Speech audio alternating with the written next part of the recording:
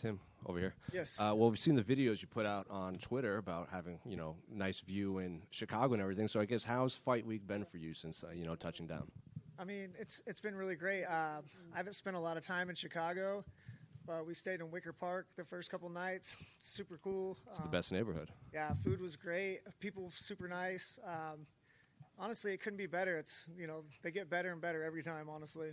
You've been around the sport for a long time. You fought on big cards. You fought in, the tough gym and everything. So I assume, the spotlight and everything isn't new to you. But a guy like Kai, when his name comes across, a guy, a lot of diehard fans have a lot of hype around him coming in, I guess. So what did you make of Kai as an opponent? Were you happy that you got this matchup?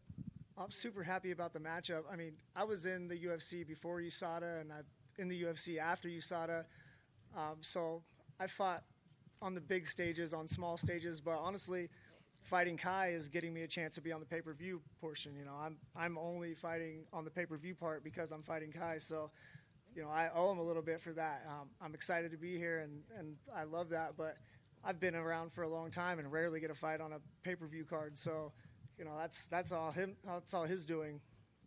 You seem like someone that's, you watch MMA outside of the UFC, or maybe you don't, but I guess, did you know much of Kai before he did sign? Because, champion in another promotion in your weight class specifically. I know a little bit about him. I know that he fought Hiramasa, who's a friend of mine, and we fought each other. And also he fought my friend Juan Archuleta, who's cornered me in several fights, cornered me when I fought Demetrius Johnson, one of my best friends. But I don't watch too much tape on guys anymore. It's kind of like a deterrent. When I watch my opponents, I only see the good things that they do, and when I watch myself, I only see the bad. So at this point in my career, I kind of just let my coaches do that. I try not to. I like to watch the fights, but I try not to analyze anything because I'm not a thinker. I'm a doer. I like to just go out and do. And if I put too much thought into it, it'll hinder me. So I know who he is, and I know he's a great athlete. I know he's a great fighter, but I've not watched too many of his fights, to be honest.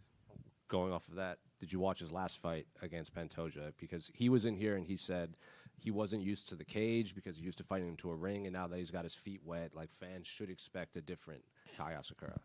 Yeah, man, I would imagine it's very different. I feel like I would be the same way if I was fighting in a ring. I expect him to be the best version of himself that there is, and It's totally different, I suppose. I've never been in a ring before, but it's going to take more than one. But he's a fighter. At the end of the day, he's really good at it. Where we're fighting and how we're fighting is not going to make too much of a difference. It's not going to win or lose either one of us to fight. And he got guillotined, I think. So I don't know how the cage has anything to do with that.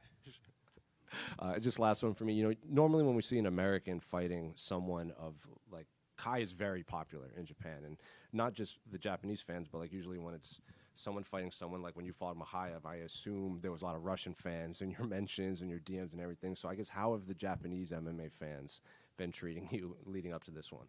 They're completely different. I get a lot.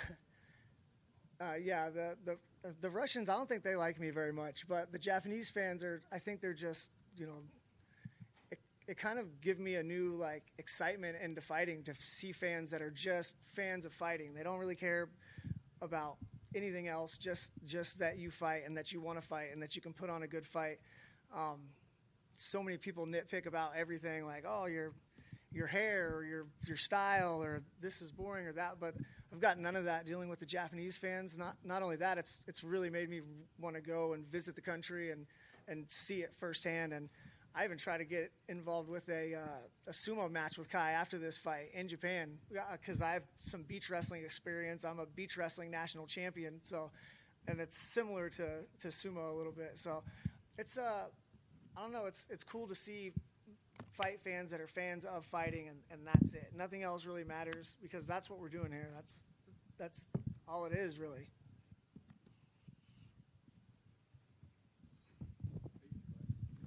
Yeah, sorry, I just wanted to get your thoughts on the main event. Who you got between Duplessis and Chimaev? Man, honestly, I keep going back and forth on it. Chimaev just looks so big and unstoppable. I'm going to go with Chimaev. I'm also a big fan of. He hasn't fought that many times, but every time that he's going to fight, I always kind of get excited to watch. But it's going to be a tough fight. It's very interesting and exciting. I don't really know. If I was betting Well, I don't know. I'm going to go Chimaev on that. I think he's too big and too strong. Excuse me. You've had 20 fights in the UFC, and obviously the division has changed a lot. How has the division changed, and how have you changed with it?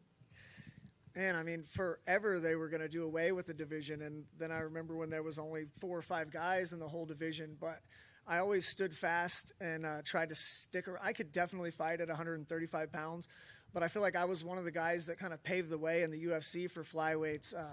Me and John Dodson and Ian McCall. There wasn't that many guys, but it's different now because there's a bunch of savages here. It's one of the most exciting. It's always been exciting, but now you got some stars in there, and the title has changed from Mighty Mouse being the reigning champ to Pantoja now, and it's really kind of open, and nothing's set in stone with who's going to be the champ, and there's so many good guys. I seen that on my season of The Ultimate Fighter, all these savages from different countries in there. So I don't know. I'm glad I stuck with it, and I feel like my legacy may not be the greatest, but I'm always going to be one of those guys that help keep this division around. And then your last fight was in December 2023. Are you at all worried about ring rust and kind of being rusty when you step in there against Kai on Saturday? Man, I'm worried about so many things, but ring rust isn't really one of them. There's not very many things on this planet that I feel confident that I could do, but on my deathbed, I can fight for 15 minutes, I feel like. And even if I don't have the cardio to support it, I'm still going to be able to go in there and give a good performance no matter what. I'm definitely getting older, and I'm starting to feel my age, but the drive and the want to fight, it's not even the want to be a champion or the want to win. I like to fight, and if it wasn't getting paid in the UFC, it would be in a Denny's parking lot. So I'm just lucky enough to be one of the guys that's been able to make a living doing something that he loves. You're still ranked number 11 in the division. That's crazy. I haven't fought in like 600 days. Like, what are these guys doing? If you were to beat Kai on Saturday, is there anybody else in the top 10 that you would want to fight?